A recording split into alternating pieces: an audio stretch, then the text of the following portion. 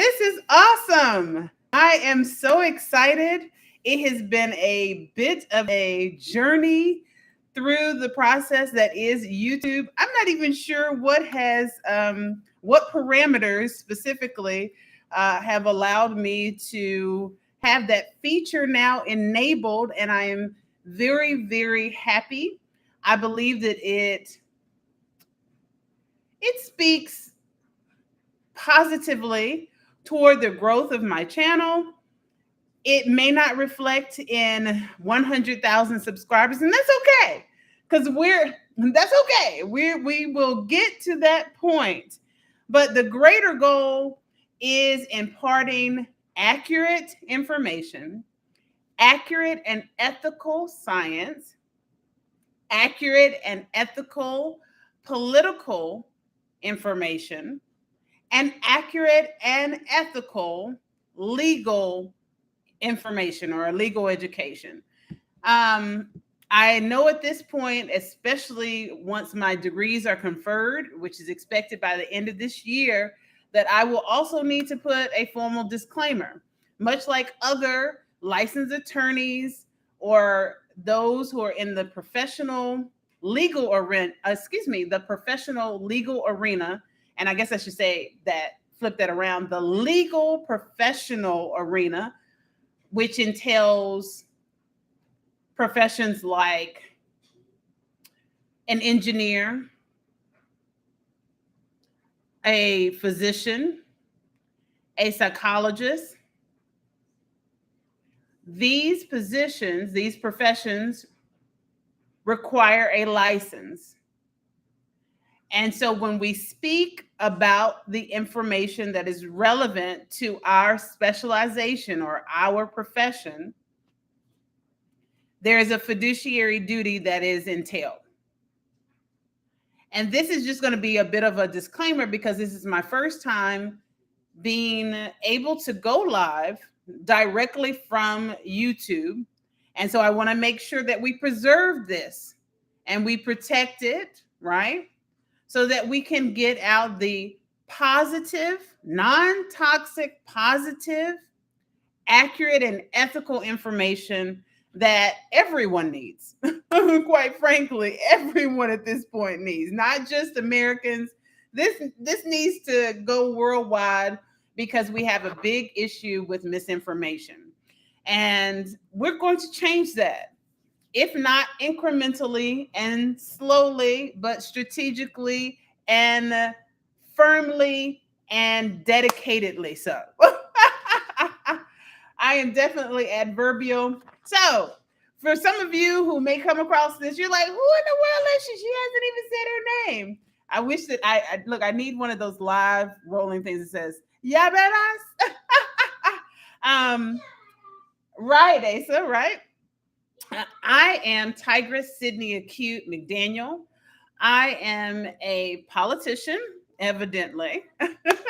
I was your most recent candidate for mayor of Charlotte in the 2022 North Carolina special election, and more specifically, the primary election that was held on May 17th. Many of you know that this election was delayed due to lawsuits on the basis of voter rights violations and a number of other election law violations or allegations thereof. Okay. And so the election was stayed, which effectively means that it was delayed until there was a decision by the court which allowed for the election to proceed. In fact, some had actually begun filing for office, and it was stayed during that time. This is relevant. Why? It is relevant because a lot of people were not aware that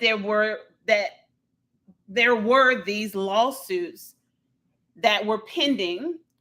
And furthermore, they were unaware of the nature of the lawsuits and the express fact that the lawsuits resulted in the staying of the election. Hold on one second. We've got a rogue member of the family. Okay, Asa, keep it down. I'm gonna close my door so you won't be able to hear the room. Okay. He's running the Roomba. He's trying to earn something, so that makes sense. I love it. Okay. So because if you've joined my channel, let me be very clear about the fact that I am I like to I like to refer to myself as an enlightened mom. I do teach my son hyper freedom, but I do also teach him that that is not a pass to be disrespectful. So you'll notice that he is not he's not confined to his room.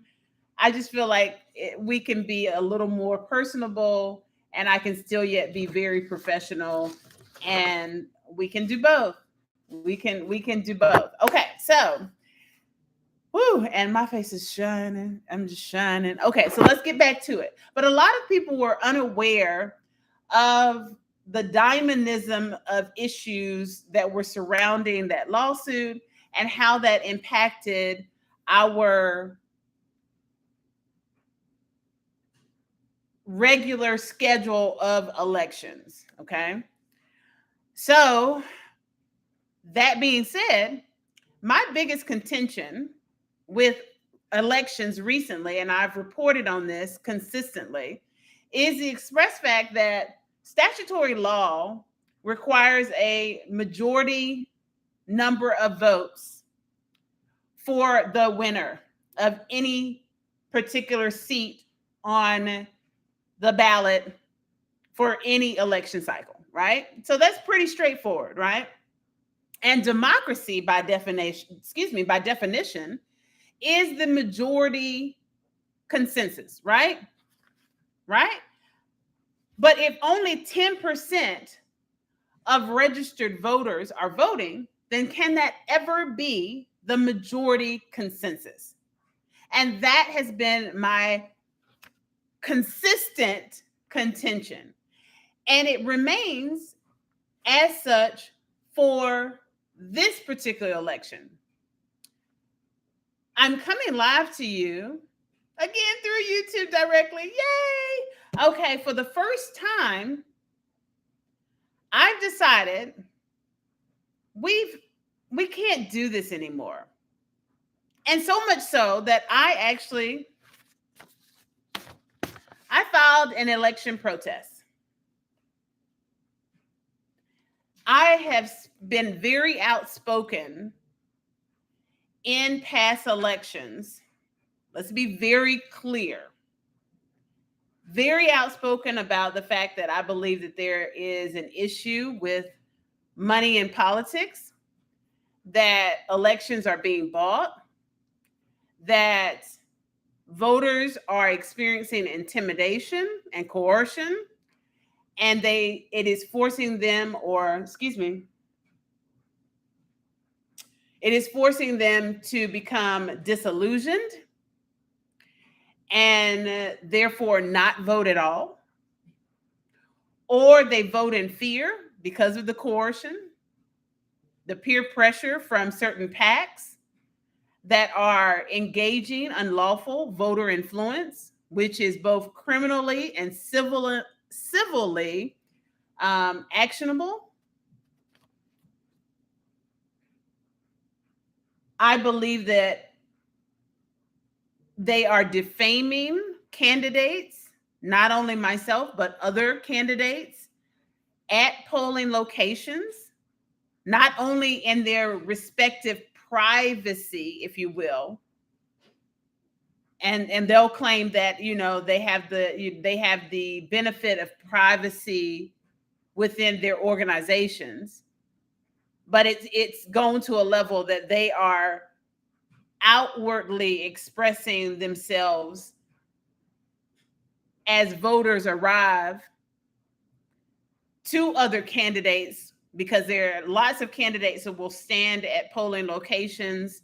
This is the very first year that I've done so, and I did so partly for investigative purposes. And I found it very interesting that many of you did not figure that out, because I have not ever stood at the polls before, because I don't believe that I believe that it's disingenuous.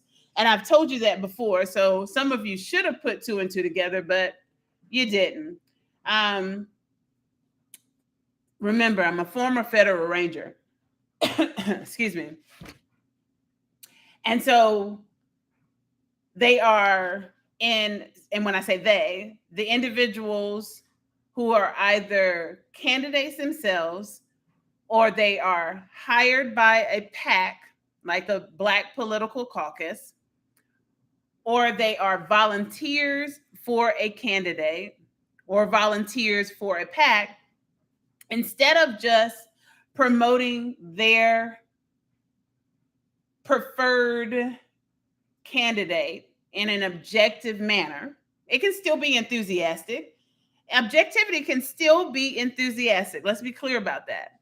Instead of just doing that, they are outwardly bashing, defaming other candidates to voters and to other candidates, making a very hostile environment and creating, again, an environment of voter intimidation. And that is, again, criminally and civilly actionable. I went live twice. It was either twice or three times. I'd have to look back now, considering that I've been keeping you informed. I'm not 100% clear. It was either twice or three times with regards to just letting you know what was unfolding as I was researching the matter and making a sufficiently informed decision on whether or not to proceed with the election protest. And I have decided to do so and have done so. It is required that I do so by law by 5 p.m. on the second day after the results from the primary election, or on the primary election day specifically. And so it was due then on yesterday, May 19th, by 5 p.m. And that's why I give the specificity that I delivered it or submitted it at 4:54 p.m. It was something very specific. The factual basis and legal argument, I'll present that now again. Again, I presented it in a live, very, very short snippet immediately upon leaving the Board of Elections office on yesterday. But I wanted to make sure to come to you in a more professional setting so that you will have this and so that we understand that this is a serious matter and that this is not a matter of levity or frivolity, and that this is very serious and it need be taken very seriously. And in fact, I have a challenge that I am announcing at the end of this video, and I will be standing very firm on that platform. I am protesting the count. Excuse me, I am not protesting the count, and instead protesting the election irregularities pursuant to North Carolina General Statutes 163-182, subsection 9.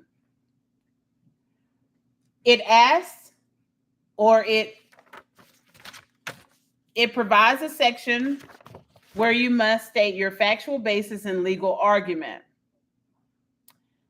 My factual allegations are synonymous with my legal argument.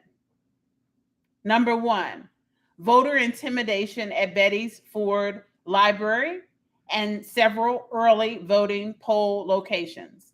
Number two, unlawful election influence involving bribery for votes.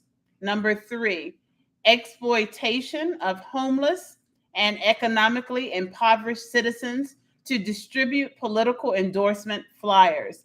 Number four, coercion by candidates for votes or suffer ostracization and victimization. Number five, construction impairments, physical impediments, that impeded right of way from voters or otherwise impeded right of way for disabled or physically limited voters. Number 6, defamation of candidates at polling locations, including me. Okay. So this part of the form, because they have a form, let's see here, an actually required form, which I spoke about when I first arrived at the Board of Elections. And let me read to you this section so that you understand this process. We all must be fully informed of this process. Let's see here. Number 1, the protest scope is for the mayor of Charlotte seat alone, whereas my contention is with the entire primary election. I decided to focus on the seat for which I was vying.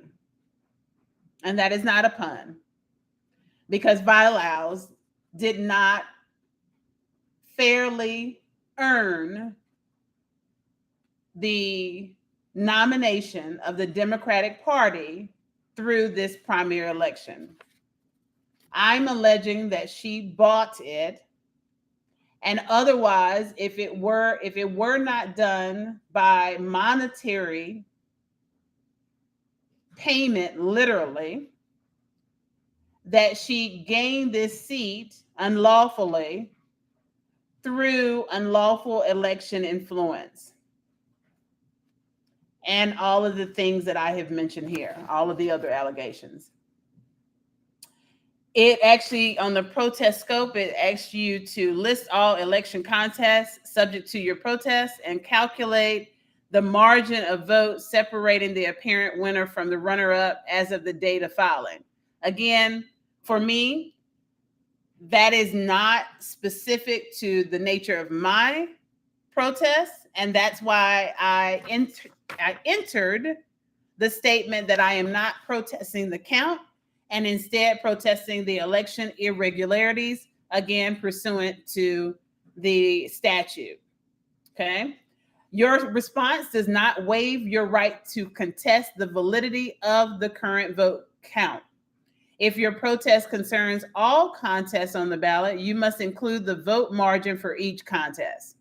So again, now we know, and that is explained for you all. So you have that part. And I'm just saying this, I'm explaining this so that, again, you understand that there was no petty intentions entailed here in this pursuit of an election protest, and instead that there is great validity and merit, legal merit, behind my protest. Okay. This protest alleges on number 5, it gives you the option to choose a defect in the manner by which votes were counted. Again, that is not my protest. The other option is a violation of election law, irregularity, or misconduct sufficient to cast doubt on the apparent results of the election. And of course, that is the option that I chose. The number 6 for the factual basis and legal argument, it says provide all factual allegations in support of your protest. If any fact you allege is outside the scope of your personal knowledge, you may attach affidavits from those who have personal knowledge of that fact. All facts you allege in connection with this protest must be true and accurate to the best of your knowledge and brought in the sincere belief that the facts alleged form a good faith basis to protest the conduct and results of the election. Okay. And so that's exactly what I'm presenting. The next section, number 7, says list all individuals, if any, you may call as witnesses to substantiate facts listed in prompt 6. If there are multiple individuals, summarize the facts of which the individual has personal knowledge. This is the area that becomes very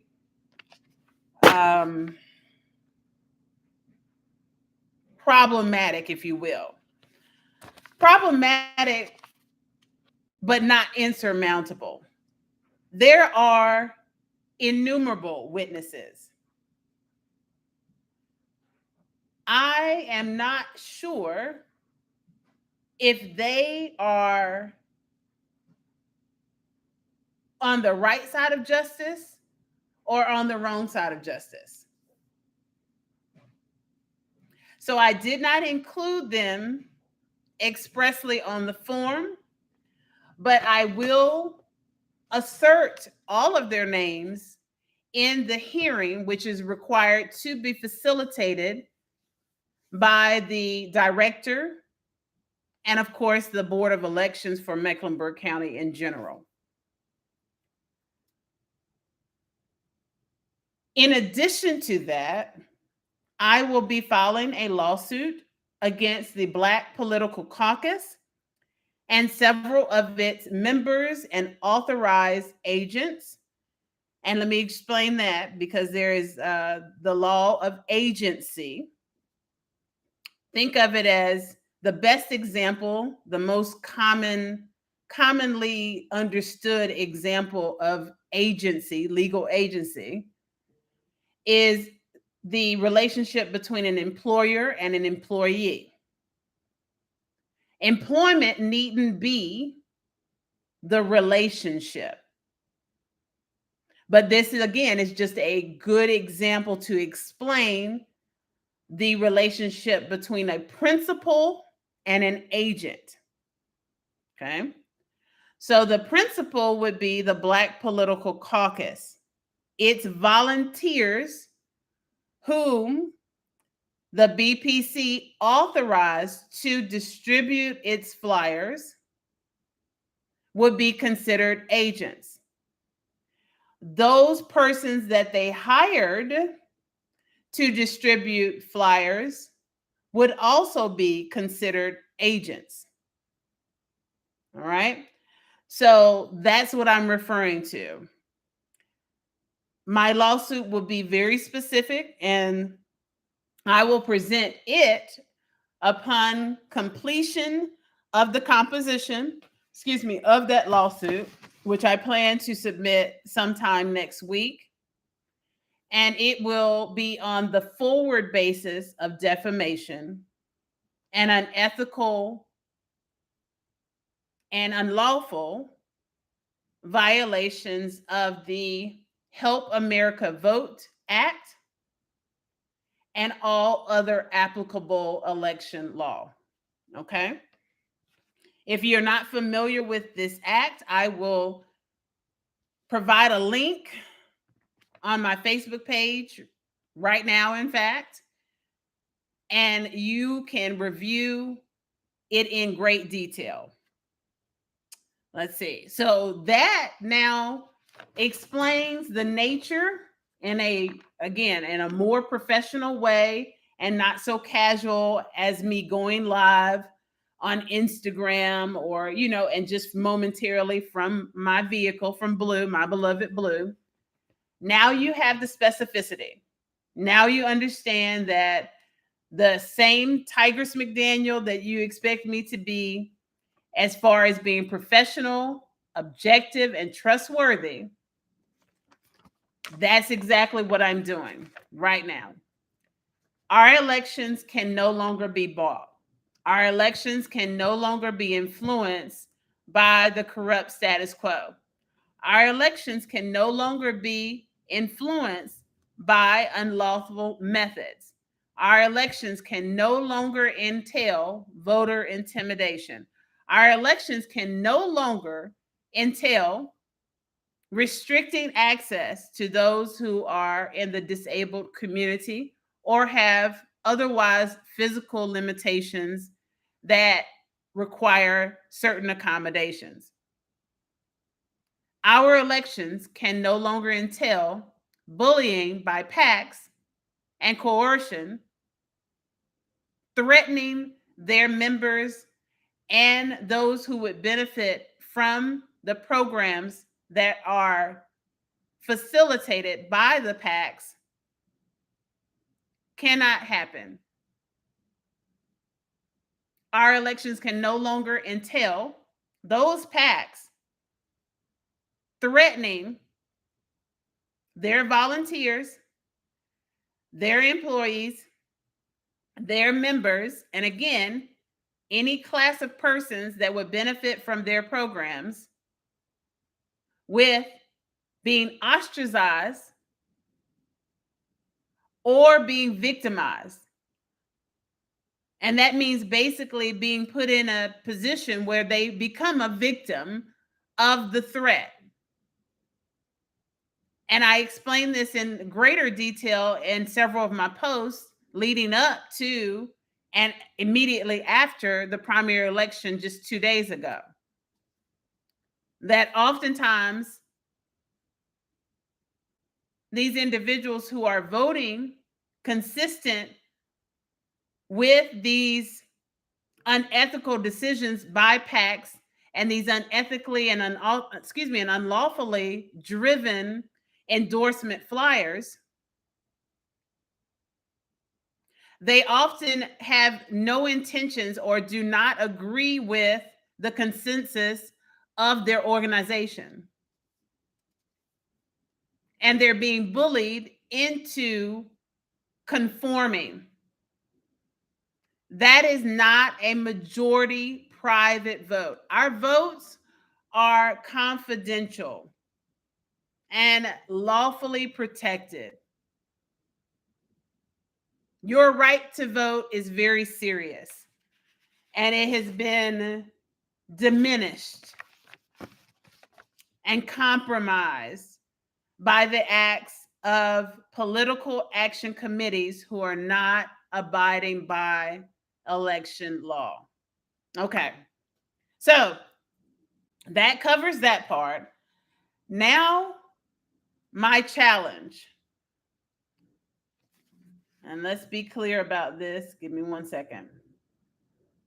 So, because I am not protesting the count, okay, the runner up of the election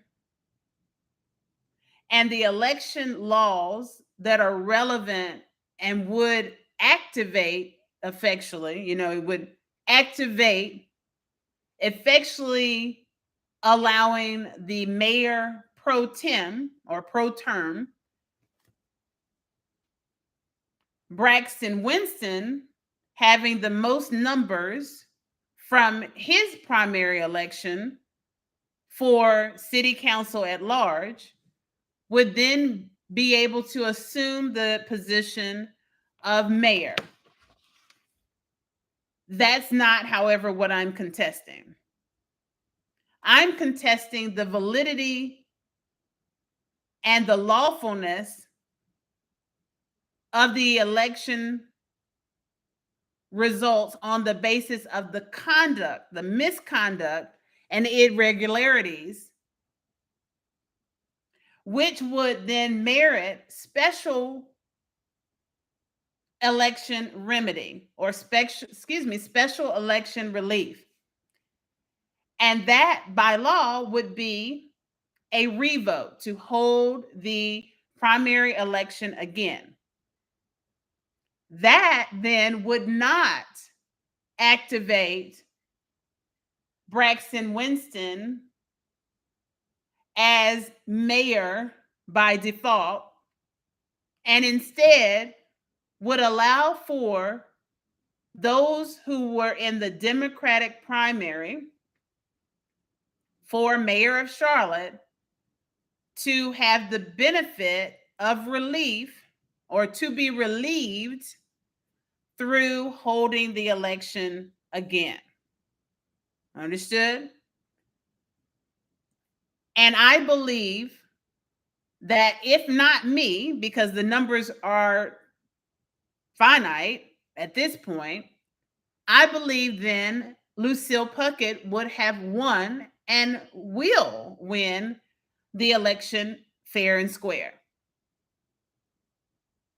So again, you can see that this is not about just benefiting, Tigress McDaniel. It's not about me. This is about protecting the fairness and ethics, because sometimes Legally fair is different from socially ethical. And I'll explain that in a different I'll explain that in the video where I go into greater analysis of the election results. But we need our elections to be both legally fair and ethical. And we cannot allow anything less.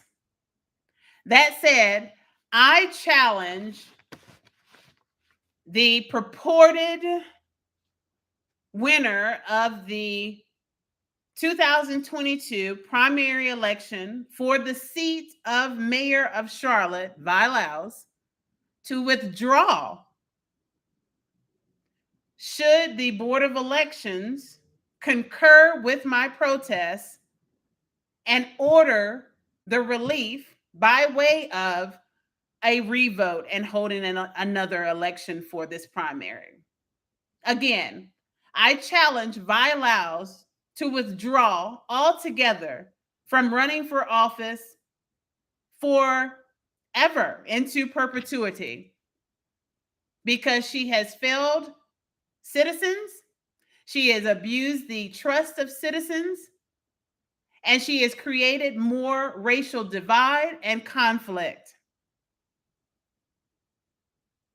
One more time, I challenge Lyles to withdraw from the race for the seat of mayor of Charlotte should the Board of Elections concur with my election protest and order a revote.